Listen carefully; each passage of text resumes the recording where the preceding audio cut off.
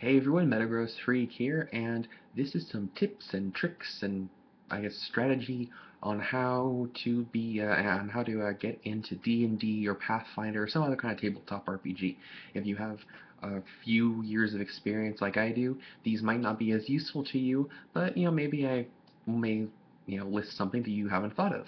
Um, so without further ado, I have 3 years of experience being in different campaigns, and I have a couple different campaigns, and I'm writing my second campaign right now, and I've learned a lot over the years on what works and what doesn't work. First off, is scaling is a big issue. In the first campaign I wrote, I had barely any scaling, so basically the first encounter the party came into was basically against a level 4 enemy, and they were all level 1s, and that sucked. They basically lost right away. Um, and that was completely unintentional, because it was supposed to be what I thought was an easy fight.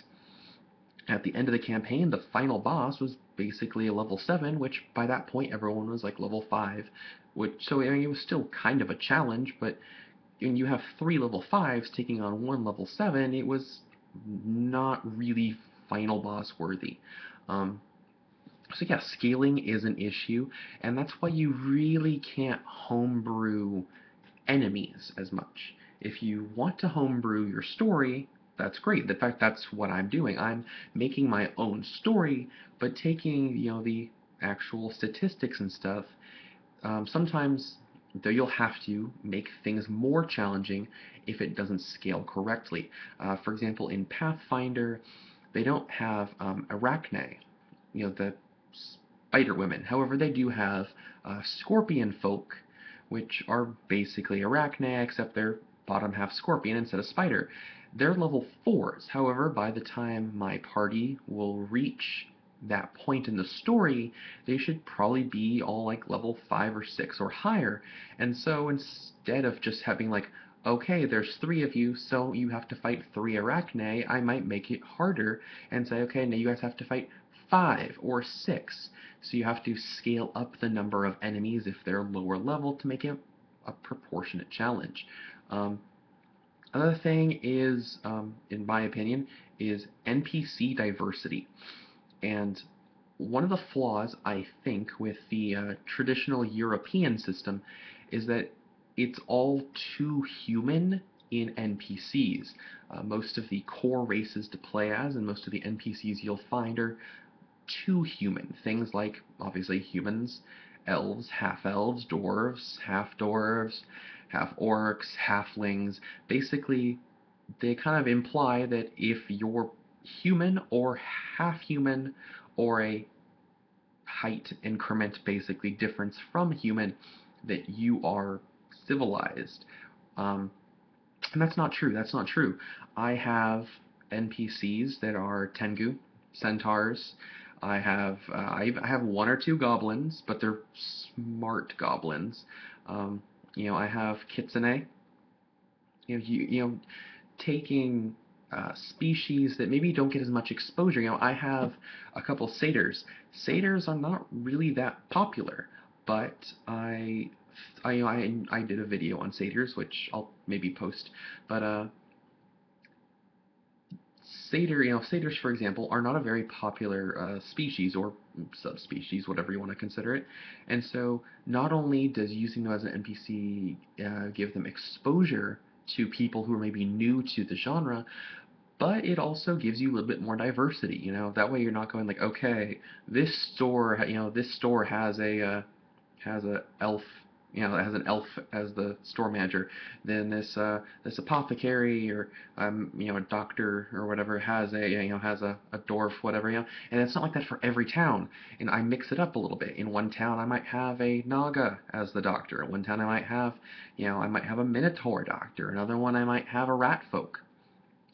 All 3 of those are not traditional NPC rules, and so by using different species, you can expose your group and party to different ways of looking at things. And that goes with number 3 is quests.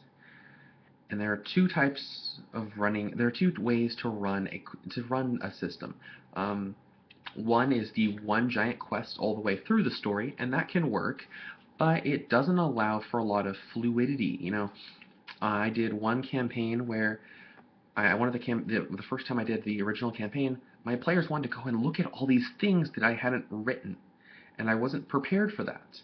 And so I was kind of like nudging them back to the story because I didn't make a very flexible storyline. And they also were like, "Hey, can we do some side quests?" And I was like, "I didn't make any." In this new campaign I have, my my long run story is very, very loose. It starts with basically it starts with them being robbed by a gang. They go fight the gang. They go exploring a little bit, and they find a couple like little secrets, and they come across a couple major enemies who are weak, who by the end of the campaign will be actually really weak, but they're kind of captains of the final boss. And as they progress, the enemies will be getting tougher and tougher, and they'll be meeting higher ranking members until they get to the final boss. And that works far better. But because not only are they, I basically have like 10 different locations they can visit, and they'll be slowly unlocking more story as they go around. But also, it's set up so that there's a lot of side quests. That main storyline is not imprinted in on them. It's more implied, and they can follow that along as they want. But there's tons of side quests. I have one little city where there's 4 side quests for them to do, and all of them are fairly easy, but it can earn them more gold and experience and lets them understand the universe better. And so that's something you might want to do too. One of the big campaign I'm in right now, we have basically like 9 different little stories that are very closely connected. They're interweaving a little bit, but not heavily woven together. And so our party is kind of jumping back and forth between these miniature stories, and as we complete different sections, we're slowly piecing together the whole narrative. And that, I think, works really well. Um, Last thing I think is really important is a DM or a GM, whatever you want to call yourself, needs to be open not only to a little bit of homebrew stuff, but be open to things that aren't traditional for characters. I have one player who really insists on being a basketball player, which the current campaign I'm writing is kind of a combination of Weird West, high fantasy with and a little bit of science fiction, a little bit of non Weird West science fiction, that is. And a basketball player really doesn't fit in that well. And so I I did my research to see which character class would fit the best for this, and I came to the conclusion that probably a monk would be the best for this. And so you have and I making a homebrew for a basketball player, for someone who I know, knowing the person, I've known him for years, is maybe not as interested in the gameplay, more just wants that fellowship, the fellowship and the grouping, having fun. I rather than make a completely new class for him, I looked, okay, what existing class works the best?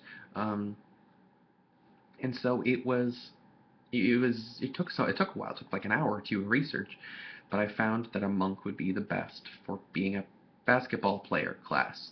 Um, and so I still have to figure out a way to work it into the story, but I found a way to make it work. And some DMs will have an issue with some DMs may have an issue with that, and some will be more open. My DM for the campaign I'm in, I started off as human, but as we're going on in the story, my character is evolving to be more in tune with his nature side rather than his societal side, and so he is allowing me to change my race from human to sylph, which, if you're familiar with the lore, sylph is half human, half air elemental, or half jinn. Um, it's not it's not like a complete spectrum change.